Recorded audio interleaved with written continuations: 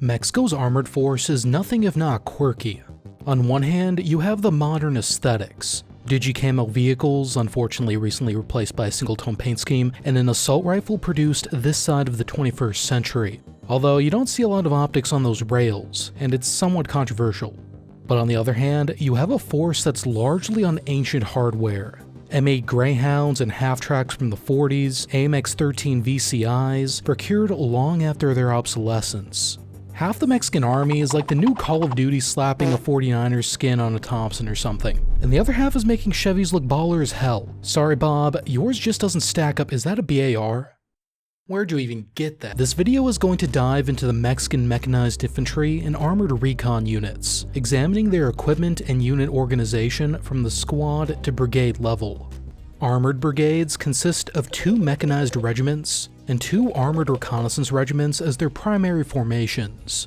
These are battalion-sized units, with the mechanized regiment primarily made of mechanized infantry, and the armored recon regiments structured similarly to an old-school Cold War American armored cav squadron, which have a small mechanized infantry component.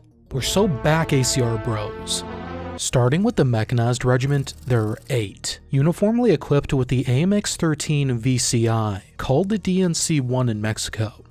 This is a French-designed armored personnel carrier born in the late 1950s to replace American half-tracks that had carried French armored infantry up to that point. Mexican examples were purchased from the Belgians in 1994 in response to the Zapatista uprising in Chiapas, which revealed the force's lacking mobility. This was the same year the Swedish started getting the CV9040 if you want some whiplash. The DNC-1 has 3 combat variants. The most numerous is the DNC-1 TP, or Transporte de Personnel, with a CAFL-38 turret, which houses an FN Mag 7.62 machine gun. The theoretical passenger capacity is the driver, gunner, squad commander, and 10 dismounts in the back, although available squad structures for it are typically smaller. Folding bench seats face outward, with firing ports and hatches for fighting from the vehicle. Supports between the benches provide space for a rocket launcher. The second variant of the DNC-1 TP has the T-2013 turret with a 20mm autocannon. If you've seen my video on the VAB T-2013, this version of the VCI is where the French got the turrets to slap on the VAB. Yes, the real Barrio Blaster was born in France. Despite the heavier armament, it has the same passenger capacity.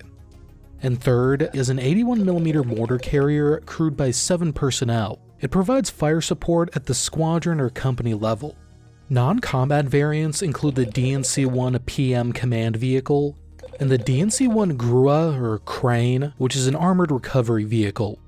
Mexico operates more or less 409 of these things. As for how they fit in units, it starts at the squad level. The pelotón de fusileros is referenced as 9 personnel, matching the light infantry. A sergeant second class acts as squad leader and vehicle commander. The driver is also doctrinally a sergeant second class, with a corporal as gunner. The dismounted element includes 2 teams, called escuadras. Each has a corporal in command and 2 riflemen. If the squad leader dismounts, this allows for 7 on the ground. One presentation I found suggests that the first team leader is meant to be equipped with a 40mm grenade launcher. I'm not sure whether they are in real life because the underbarrel grenade launcher for the FX-05 only started to be delivered in the early 2020s. The legacy G3 rifles that the FX-05 replaced could mount the M203 though. While recording, I also just now found this picture of a dismount element with both a new FX-05 and an old G3 with a grenade launcher, so that could have been the late 2010s option. They also suggest that the second team leader is armed with the rocket launcher. The old school solution that's still in service is the Belgian Blindade, a French portmanteau meaning armor killer. Pretty cool name if you ask me. However, since 2018, the Mexican army has also used the German RGW-60, a smaller version of the RGW-90 Matador, although there was a not insubstantial drama over accountability of those rocket launchers. It seems that's been resolved though. Otherwise, every soldier would be armed with the FX-05 assault rifle and the 5.56 NATO. One of the quirky features of Mexican organization, there's no light machine gun to be found here. Generally in light infantry and motorized cavalry formations, the only machine guns are GPMGs like the German HK-21 or 7.62 Mini-Me held in a company-level support platoon. Dismounted Mini-Me's get shown off at parades and public events, but often in the hands of special forces or paratroopers. But back to it, rifle platoons or secciones are said to consist of 3 squads, each with their own D&C-1. I'm not sure what the platoon HQ is exactly, but it'd be commanded by a lieutenant or sub-lieutenant, and comparable organizations typically have 2 privates. Infantry platoons have 2 radio operators who double as a bugler and drummer for marching, and motorized cavalry units have a radio operator, trumpeter, and a driver. But I don't know if this is a thing in mechanized formations. Generally, there isn't a separate platoon sergeant as such. The next higher sergeant than a squad leader, sergeant's first class, are typically first sergeant and sergeant major type figures at the company and battalion level. A mechanized squadron equivalent to a company consists of 3 of these rifle platoons with the 7.62 version of the D&C-1. An additional platoon, called a cannon platoon, is the same as the regular rifle platoon, but with 3 of the 20mm armed D&C-1s. They're supported with indirect fire by a mortar platoon with 2 D&C-1 81mm mortar carriers. The squadron is led by a command group, including at least the commander, ranking captain, and a sergeant first class as squadron adjutant. Mechanized regiments as a whole have 3 mechanized squadrons, plus a staff and services squadron, or Squadron de Plana Mayor y Servicios, and a regimental command group. The staff and services squadron includes significant sustainment elements, such as a transport platoon, which is also a maintenance and recovery unit, quartermaster, war materials or ordnance, signals and medical platoons, a facility maintenance squad, and a barber team. Mexican armored recon regiments, meanwhile, will be familiar if you've seen my videos on American and French Cav. CJ is going to be seething on this one. In terms of vehicles, armored recon regiments are more varied and have some real jalopies. To simplify things, there are 3 categories for combat: combat recon vehicles, exploration vehicles, and infantry carriers. The creme de la creme of Mexican recon is what I'd call the best French combined arms team of 1980. The 1st, 2nd, 3rd, and 4th Armored Recon Regiments each have about 30 Panhard ERC-90 Lynx armored cars. With their 90mm cannons, they serve as Mexico's best combat recon vehicle. According to the CIPRI Arms Transfer Database, an initial 40 were ordered from France in 1981, followed by another 80 in 1986, including 40 originally made for Nigeria. These are paired closely with Scouts mounted on Humvees and the Panhard M11 Ultrav, a version of the VBL Scout car procured from France in 1984. Infantry support in these regiments is carried in the Panhard VCR, an armored personnel carrier that is actually what the ERC-90 was developed from. The next best equipped regiment is probably the 8th Regiment. They have 40 of the HWK-11, a mid-60s joint venture between the Mexican Secretariat of National Defense and the German firm Henschel. A later upgrade added the same CAFL-38 turret as the base D&C-1s, so it's armed with the machine gun. Their infantry are carried in 9 D&C-1s like the mechanized regiments. But it kinda goes downhill from here. If 1 through 4 are combined arms teams from 1980, 5, 6, and 7 are combined arms teams from 1943. These regiments mainly use M2A1 and M9A1 half-tracks of World War II fame to carry their infantry.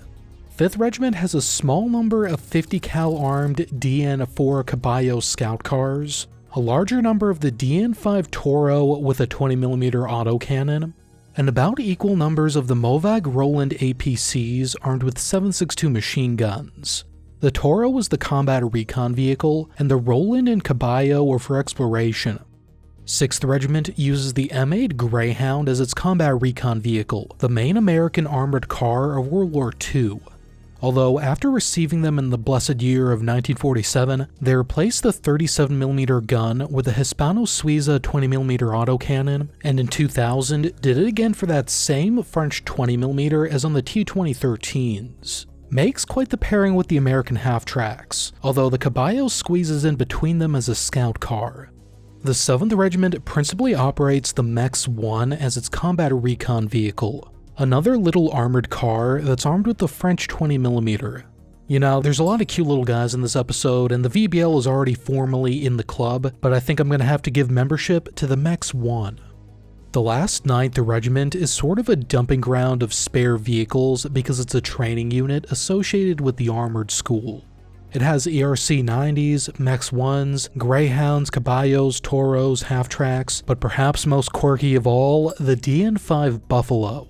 It's like a Toro, but with the turret of a howitzer motor carriage M8, the American close support gun from World War II that supported light tank formations. If you ever created kit-bashed abominations with Pimp My Gun back in the day, the Mexican Army is for you. As far as how these fit into units, regiments are roughly the same as the mechanized ones. A staff and services squadron, and 3 combat squadrons. But those squadrons consist of 3 armored recon platoons, 1 rifle platoon, and a mortar platoon. The rifle platoon should be roughly the same as the example I gave in the mechanized regiment.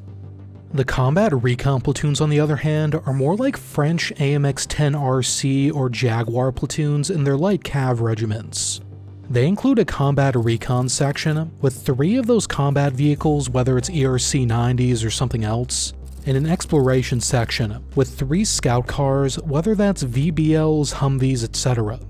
This should make for an 18-man platoon, with 3 crew per vehicle. However, the MEX-1 also has a small dismount element, probably 3 or 4 dismounts. With 3 of these platoons, the ideal squadron would have 9 combat vehicles and 9 scout cars, plus at least 1 combat vehicle for the company commander. The mortar platoon, meanwhile, would have 3 mortars, generally 81mm, carried by Humvees, half-tracks, or a mortar carrier version of the DN5. The basic explanation for why a recon unit would have all of this stuff is because these types of units in general have both recon and security functions. Not only may they gather information, but they may have to engage in combat in support of a higher formation, destroy the enemy's own recon assets, hold ground, etc. Plus, Mexico doesn't actually have any tank formations. They have a recent doctrine for tank regiments, but don't have any. Go figure. So this is about it as far as heavy armor.